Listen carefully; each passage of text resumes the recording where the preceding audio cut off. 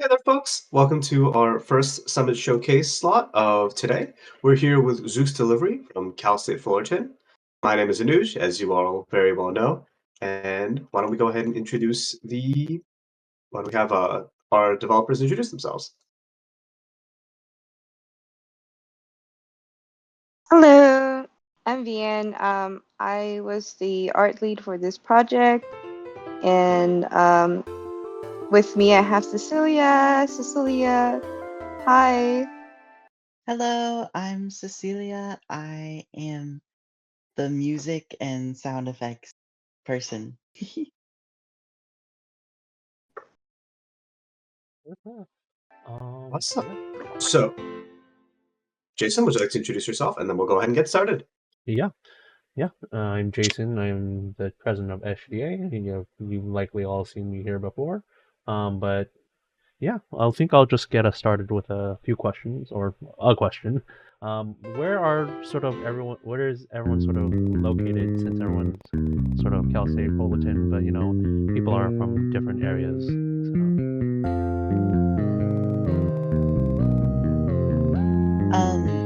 Well, I am calling in from just across the street from Cal State Fullerton. And like this is where I go to college, this is where I've been living, but I'm from Central California. Sure. Sorry, I think something weird happened for a second for me. But I'm also just like 4 minutes away from Cal State Fullerton. Yeah, for sure. I think one of the things that I think definitely considering the art style and sort of the music, how did this game sort of get started in terms of ideation and everything? What was the sort of the core idea that was sort of sprouted off Zook's delivery? So me and Tiffany, who was the lead for our project and our lead programmer, worked on a game project like on fall 2023, and it was sort of a simpler project, but we had like this idea that we wanted to work on something again together, but like go for more.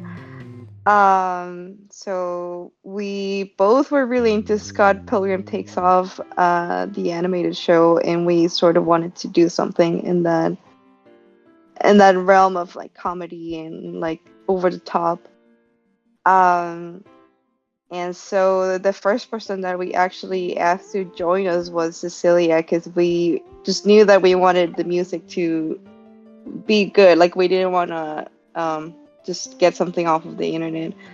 Uh, yeah, and so we pitched it on at our to our video game development club. Shout out to VGC at CSUF, and then like Ocean's 11 style, we found all our people. Uh, so that was fun, and just funnily enough, we put the call out, but at the end, most of us were already friends. Like we knew each other from before, so that was cool. But yeah, no, yeah, I definitely see sort of the Scott program sort of aesthetic coming through. I think, I think one would be hard pressed to necessarily tell the difference, sort of on that side. So, in terms of the main character, like since we're going to talking about the start of the game specifically, what was sort of how did the sort of how did the main character sort of come to everyone's minds in this case? Because it's kind of difficult to like sort of make sure that you have a main character that I feel like best represents the game as a protagonist. So, what how did sort of I think it's Zook or I may be wrong. Yeah, his name Suk is actually short for zucchini. We almost named him Tomato. It was something strange, but um, so I don't even know how this happened. Well, we had this idea of theming them after food, and theming them after food went from they're just food themed to there's a whole beef between carnivores and vegans. Um, so that's sort of where it started from, like this idea of like, oh, let's model him after a vegetable. But he's just a guy. And then when we landed on this idea that we wanted it to be like comedy, but also a coming of age, we were thinking of what would be like a character that's cool but kind of cringe and relatable. And we landed on angry green emo. So that's sort of the driving force for this character. Um, he's kind of edgy, kind of cool, but mostly kind of cringe. So the sort of character that you can like, but also not take too seriously. Um, and yeah, and then designing him probably took the longest in the sort of like timeline, and then we had to really put the pedal to the metal, the pedal to the metal to finish the rest because we spent so much thinking about him. But yeah. No, that definitely makes a lot of sense. I think, yeah, I mean, I think inherently we all kind of, I think we all hate to admit it, but we all kind of incorporate a little bit of cringe within ourselves.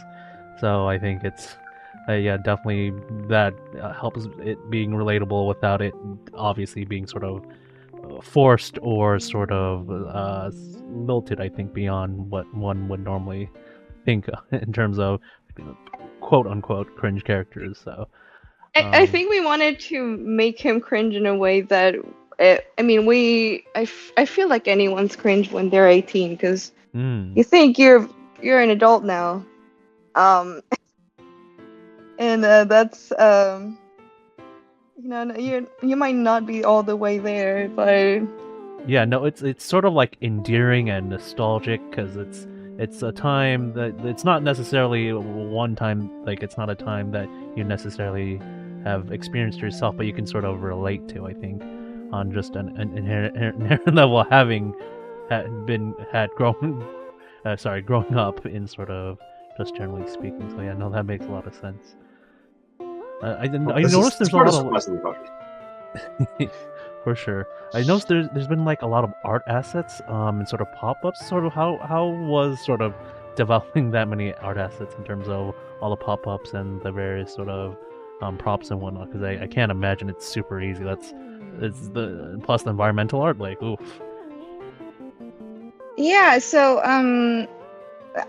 we all designed like the stages that show up. It was literally on a whiteboard. We with stick figures and stuff. We figured out what we wanted. We wanted characters to interact with, but we also wanted to interact with the world so that you kind of had like an expanded feeling of what sort of details are in the world. So we just had a list of tasks of like these are the pop-ups that need to be illustrated. So I did most of those, but there's one of them that was done by our other artist, Brooke Olson. She did Zook's computer desktop. But yeah, that was fun. So most of almost all of this game is illustrated on Procreate. Yeah, we just had giant canvases. It was definitely a learning process because none of us had really done anything like this before. But most of the development just went as me saying to our programmer, "Can we do this?" And then she would be like, "I'll figure it out." Yeah, no. And that's all I know about the programming is that she just made it happen. So thank you, Tiffany. Yeah, no, definitely. I think sort of knowing where your sort of knowledge sort of ends, so that you can best hand it off to someone who kind of knows how to figure it out. I think that's definitely something that everyone should definitely keep in mind. And so it's kind of tough to tell, like, oh, hey, I don't really know how this works, but I think it's feasible, and it's nice when you have a programmer who's like, yeah, I think I can make it work, which is always nice. But yeah, in terms of I think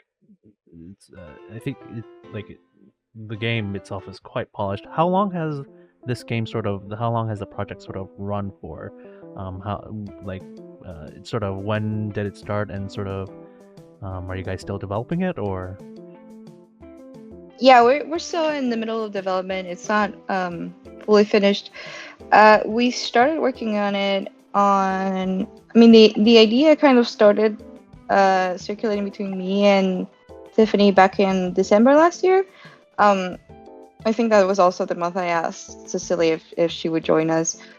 And we did some further like development of like the idea that we wanted to have before we pitched it to our club, and then our other members joined us in I think February. So the beginning of February till now has been most of the development. We kind of took a break when the semester was over because we were tired. But then we worked on it some more for the summit. I didn't really do much for the updated version for the summit because I got sick. So kudos to my teammates for picking up because I was very tired when we were done with this for at the end of the semester because I was graduating. And I think that was like the struggle for most of us, is that a lot of us were seniors at our college. So I'm just really happy that we got so much done. I can't believe we got so much as we did done, because I feel like we were overshooting, and somehow we still accomplished like everything we set out to accomplish in that time frame. And I mean, we got so much music, Cecilia, just like getting banger after banger out.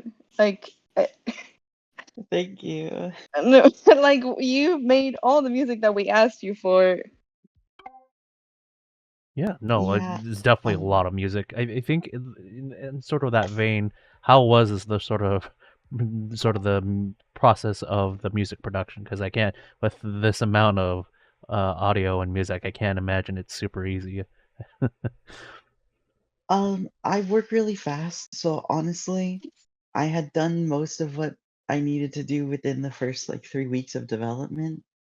Um, so, but definitely a challenge that we still need to conquer as we continue with development is like I don't know how to like the implementation side of the music.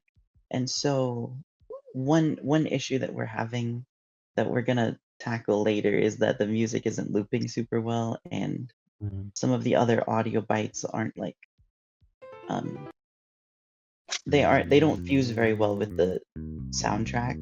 So there's a lot of work to be done. But yeah, I get a lot of my inspiration from Lena Rain, who's the composer for Celeste and now the composer for Minecraft. And a lot of my music is made with like her inspirations like in the background. You know, I think you can really tell it's sort of the inspiration, but also having your sort of own sort of style behind it. Yeah. It's really nice. Yeah. Now that obviously that Anuj has gone sort of into a little bit, I think, I think that definitely the writing definitely stands out. It doesn't feel sort of forced. So how was sort of writing for a character who is supposed to be 18, but everyone here is not quite 18 anymore? So how was that like? So our writer, Brianna Salazar, she's not here, but she left us a few notes. So she's a film major. So she said that she approached it the way you approach like film and TV screenwriting. That was a challenge because she still had to like condense it so that it wouldn't be a lot for the game. So that was sort of like her challenge. but she loves comedy, and that was always like the driving force for us to be like making this game was what we collectively found funny, and luckily we all have a pretty similar sense of like what we find funny. So we were all definitely pulling inspiration from our own our own inner cringe of like things that we look back and like we cringe, but we also find it like cute, like funny. Yeah. So like sort of like an being kind to yourself when you were younger. Yeah, and so definitely we all kind of pulled from our own experiences of like that feeling of like when you first become an adult and you're trying to figure yourself out in this new stage of life. And um yeah, so that was fun. For sure. Anuj, did you have maybe a few questions that you'd like to ask our developers here? Yes, definitely. I think one question that I'd like to ask. Great job, by the way. I was very engrossed by the music, and also it reminded me a lot of kind of like the Night in the Woods setting, Oh in terms yeah, of that just was a taking place. huge inspiration for us. Um, what what about this genre and this style of gameplay did like gravitated to your team or made you guys want to go into this like kind of narrative suburban city exploration style? I will ask Cecilia, like, what drew you into like working into the project? Because this was sort of like Tiffany and I's brainchild. So, Um, I just, I was just so immediately taken in by the concept of Zook and this war between the carnivores and the vegans. And I was just like, that's wild and I love it. And I was given a lot of freedom over the music to the point where usually because I was very ahead of the art team, I would make the music for an area and then they would kind of base the vibe of the area around the music that I made. Mhm. So, yeah, um, that was so awesome because I didn't have to like, I like immediately could tell. I was like, oh, I know exactly how I'm gonna draw this. So that was super cool. Like our art style is actually guided by the music because the music was done first. So that was an interesting way uh of developing. I don't think most people do that. Yeah, that feels that is a lot of the time for us or my development cycles. It's been the music comes after we've decided an aesthetic. The art Bible comes first, so that is really cool. Yeah, We've got a I couple more questions. Oh, go ahead. oh yeah, and honestly, I just thought it was funny. I was yeah, I told my friend Tiffany like I really would love to work on something that's just narrative because other club a lot of games are more like skill based um and I'm just really bad at games. I'm just straight up. I'm bad at games. I don't have the skills, but give me a game with story, and I'll put the effort. So my most played game is Hades. That's sort of what Oh. the place I'm at. So we were like, yeah, let's make a narrative game, and then and then we realized we didn't have a writer. Oh, But we were like, wait, we'll figure that out later. So that's kind of a funny thing that we were pitching this game that we were like the most important thing is the narrative. Also, we don't have a writer. Can anyone write this for us, please? Uh, but yeah, we just got really lucky that we got really awesome people in the team, and our writer Brianna is amazing. So it all worked out at the end, even if we started our little narrative game without being actually able to write it. That's part of development. Sometimes you kind of look at your team and you're like, wait a minute, It's the Drake and Josh meme. Where's the door? Um, Yeah. for our next couple questions, these will be kind of wrapping things up. What do you have planned for the future of this game's development and beyond just the summit? I know you mentioned you were working on things earlier, but I feel that on computer issues so much. My old computer was it's over there somewhere. It's not working anymore, but it's over there somewhere.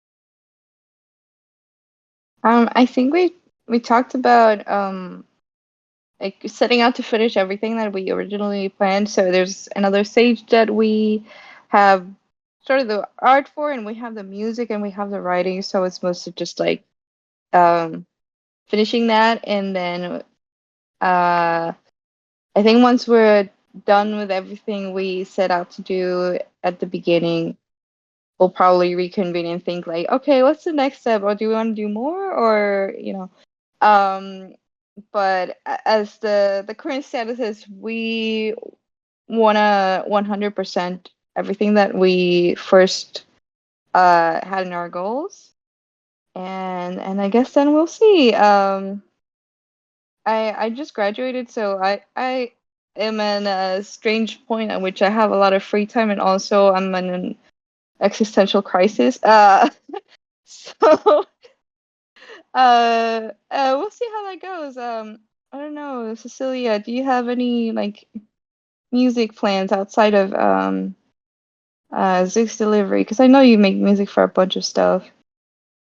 I'm just really excited because this is my first time making music for a video game, which has been my dream. But I've made music for animations, like student films and stuff like that. Um, and this is my first time getting to actually work on a game, and it's just so nice to be able to funnel my creativity into something awesome like this. And so, like, no matter where it takes me, I'm just excited. Yeah, and it's been a really fun project to like um instead of the art driving the music inspires us, the artist, and then we it's driving the art. So it feels very whimsical, and I really love that. Awesome. We're coming up on time, so I will ask our final question. Do you both have anybody that you would like to shout out? Anybody that you'd like to give special mention to? Anything like that?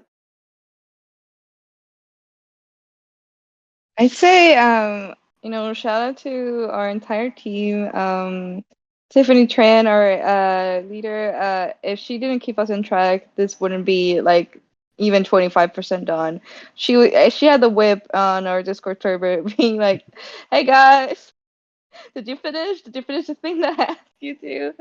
And then the rest of our teammates, our other programmer, Michael Rivera, our writer, Brianna Salazar, who learned Yarn Spinner just for this project. It's pretty cool, honestly. And our other two artists, Khue Tran and Brooke Olson, absolute goats. And of course, Cecilia for being here with me and making all of our cool music. Um, Thank you so much. Also, happy Pride.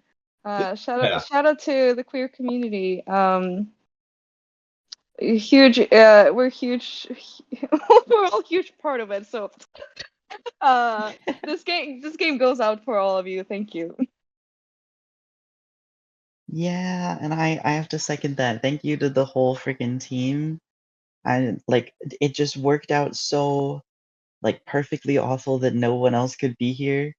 But um I'm so grateful to the whole team. I think it's a really awesome family, and every time we get together and we work like at a coffee shop or something, it's just the best vibes ever. And yeah.